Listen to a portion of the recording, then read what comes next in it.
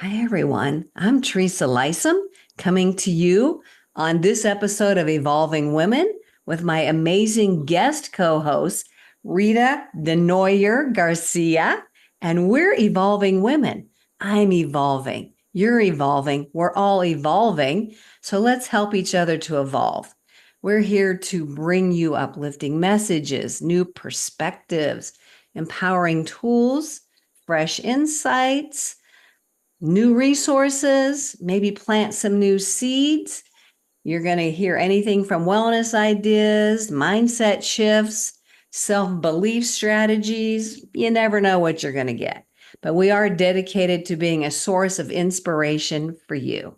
So we're here to give you permission to be your most authentic self. So welcome. We're so glad you're here. Do you have compassion for yourself? I know as women, we kind of struggle with that. And we're going to explore that topic today with Rita. Thank you so much for being here, Rita. And we want to welcome everybody to this episode of Evolving Women. So I know I've still struggled with this. I'm way better than I used to be, but it's like we, as little girls, were not really given permission to do that. We weren't taught that. We were not led by example, at least from my own personal experience. So, what about you, Rita? Oh, I absolutely thank you so much for having me on your show, by the way. I'm really happy to be here. I absolutely had very little ability or capacity to have self-compassion for myself until I really didn't have any other choice. And Mm, I grew up with two lovely parents, Depression era parents. So they were very much like stiff upper lip, you work mm-hmm. harder, Yep. it's all about hard work.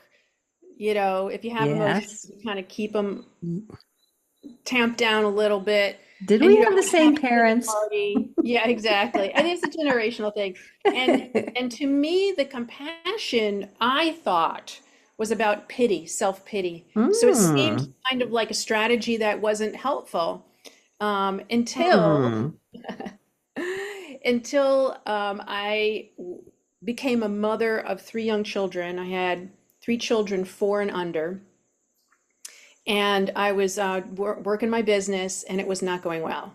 mm, Really, it was not going well. And I put a lot of investment and hope into this business, turning my life into something that was going to save my family, and I was going to be the mm-hmm, hero and retire my husband. And mm-hmm. I had a vision in my mind of what it was going to look Yep. like, and it was not going that way. And on this one particular day was when I had a meeting with some coworkers, or my boss, who's basically said, if you don't start closing people, we're going to take these leads away from you. It was a group call, and I remember I muted the call and I started to cry. Oh. And my kids were running around the house, and I literally, and it was like my back was against the wall, and I slid down the wall until I hit my Mm, butt, and I just mm, kind of collapsed emotionally. And what was going on in my head was, you're a failure. Here you mm-hmm. are again. You failed. You never do anything past 6 months. You don't know what you're doing, right? Yeah. You're a screw up. All of that Mm-hmm. stuff that was like a beach ball that I was trying to keep under the water.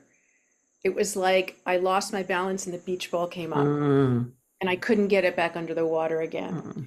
And as I was crying, of course, my kids pick up on that. And so they start crying. So then Oh, I'm a terrible mother, yeah. right? So I was in this space of feeling pretty badly about myself.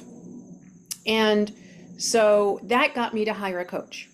And when I hired a Mm. coach, the first thing he said to me, besides hello, was, Rita, just right for this moment, can you just be kind and gentle with yourself? Mm. And my first thought was, why? What? What's the point? I don't get it. Mm-hmm. We're Mm-hmm. wasting time here. Yeah. Yeah. This was a discovery call. Why you want me to be nice to myself, right? Mm-hmm. But I've also got the personality that I'm a good student, right? So I was like, all right, I'll try it. I'll humor you. I'll be kind and gentle with myself. And for that 30 seconds, I wasn't a failure anymore. For that 30 Mm. seconds that I focused on being kind and gentle with myself, I wasn't a terrible mother. I wasn't a failure as a businesswoman.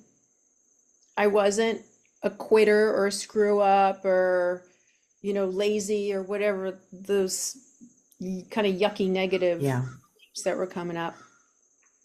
And I knew in that moment that he was onto something. And I started to cry, but it wasn't out of sadness, it was relief. Mm. It was like when you stop hitting your head against the wall and you go, oh, it feels so good to not be hitting my head against the wall. So I knew it was a game changer. I knew there was something significant going on, a new concept for me. And I worked with this coach for a number of years, but within that period of time, I started doing more and more research on what it is to be kind and gentle with yourself and realized that it was self-compassion. Mm. And it wasn't a pity party. It was actually, in some ways, the opposite of a pity party because it wasn't about, oh, poor me. It was, here we are. Mm-hmm. What's going on? What's going on, honey? Mm. Come sit here and tell me. Mm. We'll Yeah. figure it out. Wow.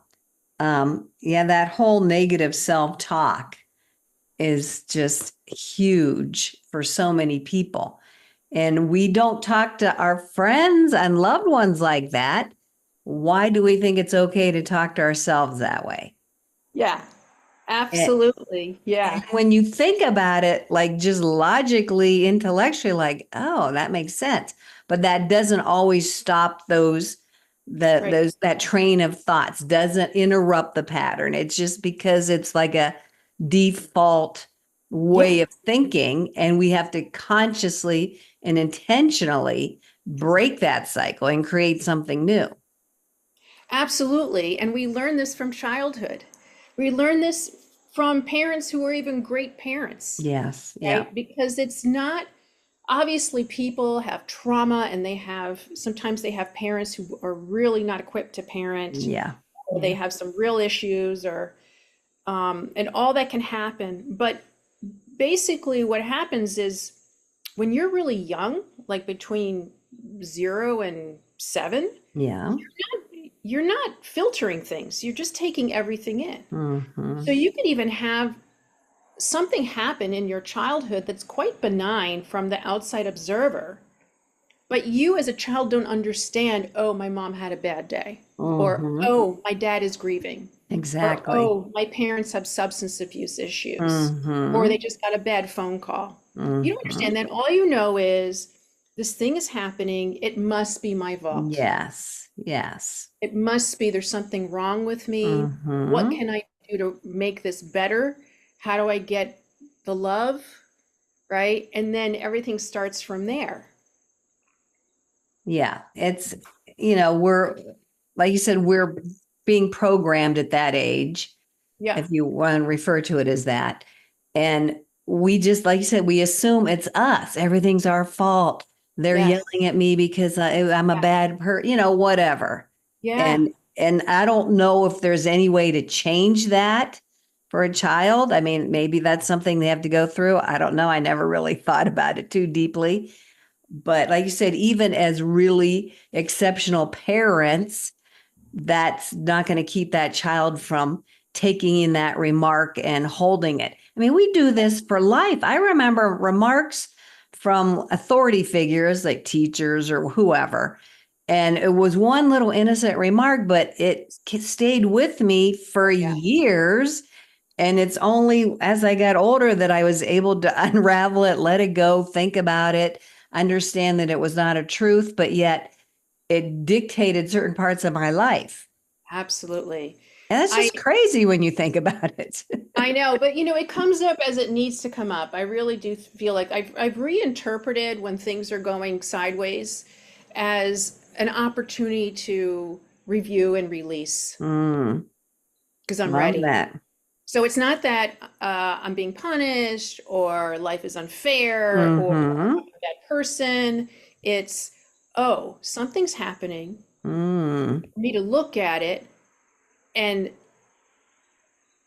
observe how I am with it, and change my relationship to it.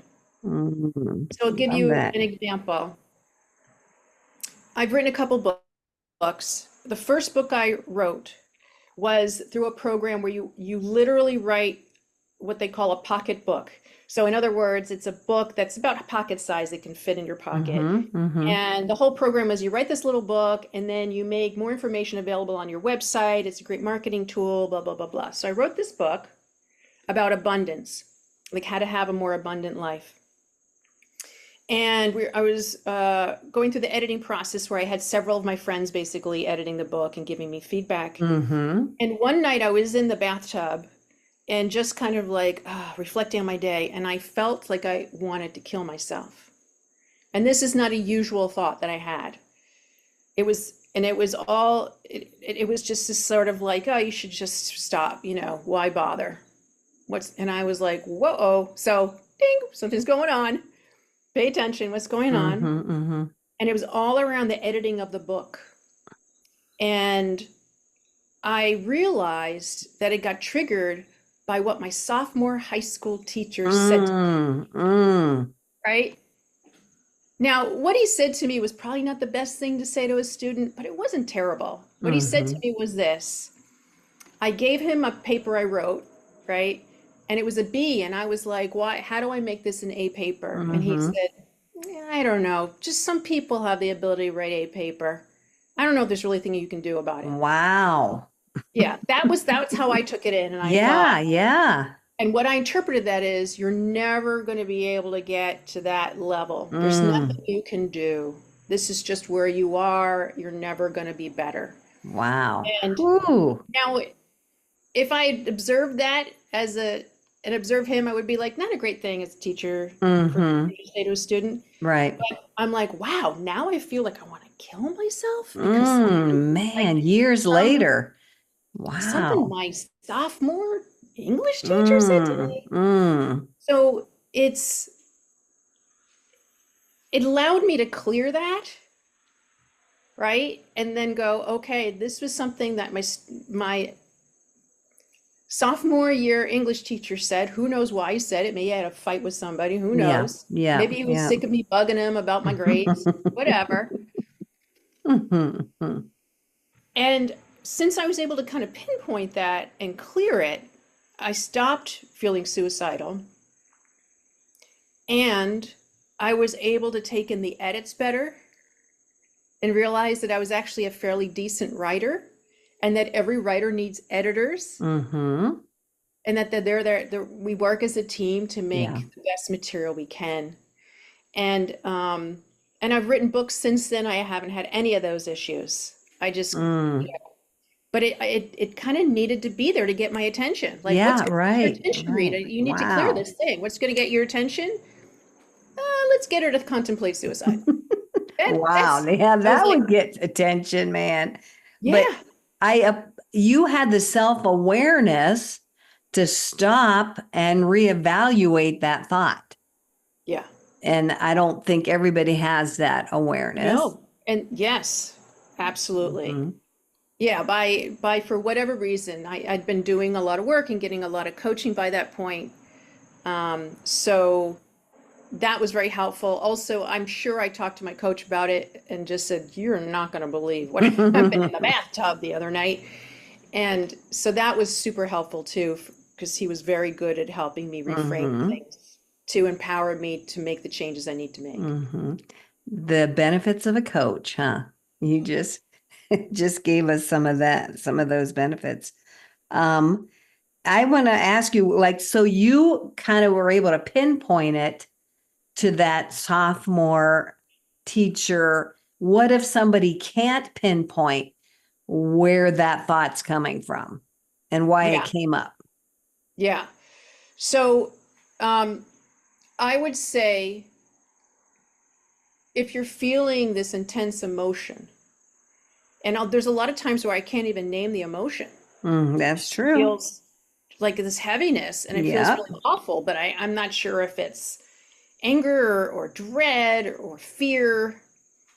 I have tools, but I would have to give you the tool, but I can talk about things you can do in the meantime. Okay. And what I have done that's been very helpful. And I had to do it a lot, which was I would get quiet and I would literally focus on the sensation in my body Mm-hmm. that was being generated by this emotion, whatever it was. That's why you really Mm-hmm. don't know, you don't really need to know if it's fear or frustration. You're Mm-hmm. going to focus in on where it is in your body and what it feels like. So, is it a throbbing? Is it a pressure? Is it a squeezing? Is it a Yep. fluttering? Right? And where is it? Is it in your chest? Is it in your Mm-hmm. shoulders? In your eyeballs? Wherever it is. And I put my hand on that place. It's usually here, in my core. Mm-hmm. Mm-hmm. Put my hand there and I just focus on the sensation. So I let go of whatever emotion it is or whatever story's connected to it. I just go right into the sensation, right into the body. Put my hand there and I just be with it. And I'll say something like, I'm so sorry. Love I'm so that. sorry you're suffering. Thank you for showing me. Thank you for coming up and showing me. And as I'm talking to you, I'm kind of tapping right here. I do that a Mm-hmm. lot. I don't do EFT as a teacher, but I started just naturally. I remember my mother used to walk around going like this, just Mm. intuitively. Yeah. Just tapping that can be really helpful, kind of moves it a little bit. Mm-hmm. And you're not trying to get rid of it. You're not trying to talk yourself out of it. You're kind of leaning into it. Mm-hmm. And Acknowledging it. Yeah. yes, because Mm-hmm. that's what we Mm-hmm. want as kids, Mm-hmm. right? We Yep. want to be Yep. seen, acknowledged, recognized, honored. Mm-hmm. We want a patient adult to be with us when we're Yeah. feeling yucky, Mm-hmm. confused. So that's what I was Mm. doing for myself. I love that. So that, and just that whole feeling it in your body. Like I was just listening to something yesterday, how, and I know this is true for me, we spend a ton of time up Yeah, here. yeah, That's our society. That's how yeah, we're trained. It's all about what's going on up here. And we forget it's attached to a body, yeah, and the yeah, body is intelligent. It has things to share with us. yeah. And we, to acknowledge that Yes, is empowering. And then for all of us to put our hand there and speak, like, I'm so yeah, sorry. Thank you for bringing this to my awareness. yeah, Just that self-soothing, self-acknowledging, self-compassion yeah, words to yourself. That's what you're yeah, doing. You're offering yes, yourself compassion. I love that. yeah. And I've been known to walk around the neighborhood doing that because walking is another way of Mm-hmm. moving your Yeah. body. You're moving Movement. both Yeah. sides of your body. So Mm-hmm. I'm processing this energy, and emotion is Mm-hmm. just energy in motion, Yes. right? So you're moving it through the body. I'm allowing it to come up. I'm welcoming it. I'm thanking it. Mm, And then at some point, I'm saying, what do you need? that's important. I love that. Yeah. And Mm-hmm. sometimes I need to journal that out. What do I need? And usually Mm, there's something like I need understanding. I need to take a nap. mm, I need respect. mm-hmm. I need to be listened to, whatever it is. Mm, And then I give that to myself, mm-hmm. right? And so I get to be the parent I never had, or for whatever reason couldn't be. Right. Or we had an expectation of something Yes. that we didn't get through no fault of theirs. They were doing what they could, the best they could, Right. showing up with the knowledge and the information and the experience they had. And we wanted something a little different or something more. And yeah, why can't we parent ourselves Yeah. at any age, at any point in time? That's all we're in charge of, really, is parenting Yeah, ourselves, yep, ultimately. yep. And I love when you said, asking yourself, what do I need? Like, what do I need in this moment right now? And then just quietly see if you notice anything. And if not, Yeah. it might come a little bit down the road, but Yep. just even just like you said, walking, stepping out, going into a different room, Yeah. moving in some way, putting on some music, doing Yeah. something physically Yes. that's going to move that emotion Yeah. somewhere. Like I said, you're not necessarily wanting or having to get rid of it, but just coming at it from a different perspective with some Yeah. love. Yeah. Yeah. I mean, sometimes you have to try different things. It's sort of like I compare different modalities as different shampoos. Like maybe you've had a shampoo, it worked really well, and then all of a sudden it doesn't really work as well, right? And then you try another brand and you're like, where have you been all my life, I shampoo? love that.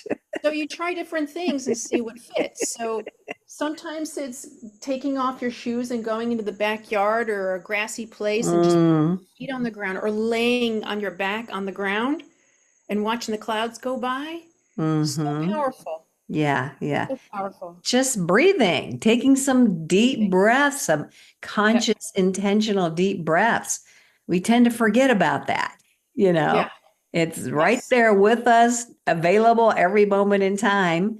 Free. We Gluten free. don't, yeah, we just don't realize sometimes that we have that as a tool.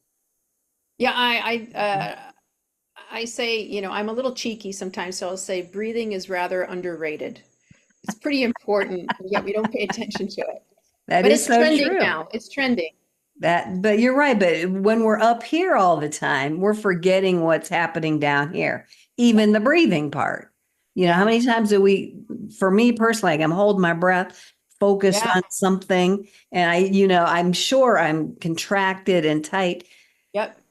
And just to release that and take those deep breaths could be Yeah. enough to change you into a, Yes. better direction. Yes. Hmm. For years and years, I went to a chiropractor. He's retired now. And one of the things he would say was something his mentor told him. He said, the body weeps the tears that the eyes refuse to shed. Ooh. So, in other words, the body holds all of the trauma, the emotion that you haven't processed. Mhm. And when you are able to release that energy, a lot of times, like I'd be on his table, he would boop, boop, do his thing. I'd start crying Yeah, yep, or I've heard laughing that. Mm-hmm. or raging. Mm-hmm. And I'd be like, what is this about? He goes, don't worry about it, what it's about. Just let it come out. Let it come. Yeah. Which again, there's that self-compassion piece. Hmm. Let it come. Whatever your body is moved to do, allow it to go through that process. And the Yeah. funny thing about emotions is we're so afraid we're going to be stuck in them forever. And what is it? Yes. They last 60 to 90 seconds or some Yeah. Yeah. incredibly short amount of time. Well, even if you watch animals, right? You watch ducks. Have you ever seen ducks get into a scuffle? Oh, Like two yeah. male ducks will get into a scuffle and then they're Mm-hmm. and they'll flap their wings and then they go on their way. Yep. Yep. They Then they'll be release it done. all. They're not going, I can't believe he just did that to me. They're not Yeah. Yeah. regurgitating the story in Right. their mind. That is so funny. I just like to say, us humans, we are funny creatures, man. We do some things to ourselves that we don't need to be doing. But Yeah. I do want to offer one suggestion that would go with this about the parenting of ourselves and giving ourselves compassion. And I learned this through positive intelligence and one of the tools within that modality, Yeah. getting a photo of yourself as a Yes. as a little Yes. toddler. And so I did that. I have it in my closet where I can see it every day and just focus on that little inner child of ourselves Yeah. and, have compassion, have love. That Yeah. little child is so innocent. It's still in there, Oh, you know. yeah. Yes, I also have I love positive intelligence, and I remember that exercise, and it reminded me of when I was in therapy in my 20s, and I had all this hang up about what I didn't do when I was 7 or 8. Mm. Why did I let myself have that happen? Why didn't I do this? Why didn't I do that? And she said, you know what? Next week I want you to bring a photo of yourself around that age. And I'm like, all right, whatever. And I came and she goes, I want you to look at her and say, and ask her, why didn't you do that thing? And I'm like, I can't. She's just like a little Oh, kid. yeah, yeah.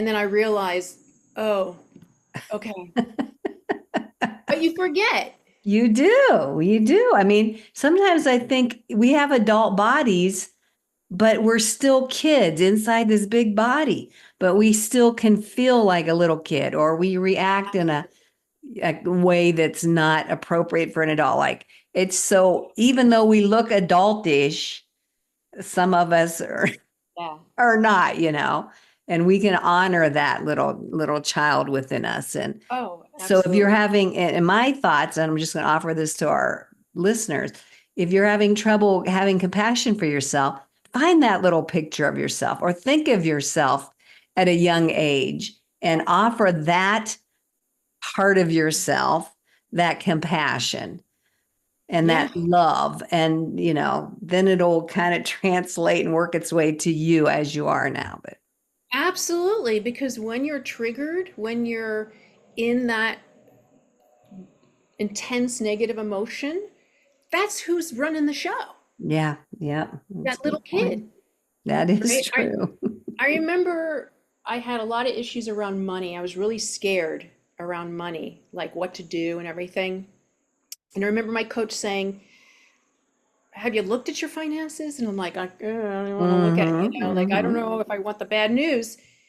And he goes, just do it. Sit with your husband and just look at your finances. And I remember feeling, I looked at them and I was confused and I felt overwhelmed. And I realized I wasn't looking at them. My 10-year-old self was looking at them and Interesting. going, I don't understand. I don't know how to deal with this. This is too Mm, much for me. And I realized what I needed to do was to tell that 10-year-old self, honey, you don't have to worry about it. I got it. I'll take your wow. hand. I'm gonna guide you through the whole thing. You don't have to worry about this. It's not your I love that. responsibility. I love that. And Yeah. you can say that for any situation. I got this. You're safe. You're protected. Yeah, you just kind of sit over there and, Yeah. Have just a smile lollipop and or whatever. Yeah. yeah, yeah. Yeah, I love that. That's a great tool. You've offered several tools here. So thank you so much. But I think we are going to wrap this up. Are you open to continuing our conversation in another episode, Rita? I would love it. That would be Okay, great. great. So I'm going to invite all of our listeners and viewers to watch for that second episode. And I'm going to invite our viewers to pick something that resonates with you that we talked about, either getting a photo of yourself or putting your hand on your heart, getting quiet. We offered several tools here. Which one can you pick to help you the next time you need some self love and some self compassion? And then leave us a comment and let us know how that worked for you. Can you share where people can find you, Rita? How can they connect with you? Yes. So my website, if you just want to look at what I offer and learn more about me, is called becomingawake.com. And then I also have a group for moms called Calm Mom Alliance on Facebook. That's another great way for you to connect with me. I'm also on Instagram and all those places too, but I'm the most active on Facebook in a group, and then, of course, my website. Okay, great. Thank you. And we'll have that information in the description with this video, so you can always look there. But thank you so much, Rita. We so appreciate your wisdom and again, sharing of some of those tools. We appreciate you. Thank you so much for your time here. And we're going to continue this conversation. So stick around and watch for part two. Bye bye, Thank you, Teresa. everybody. Bye.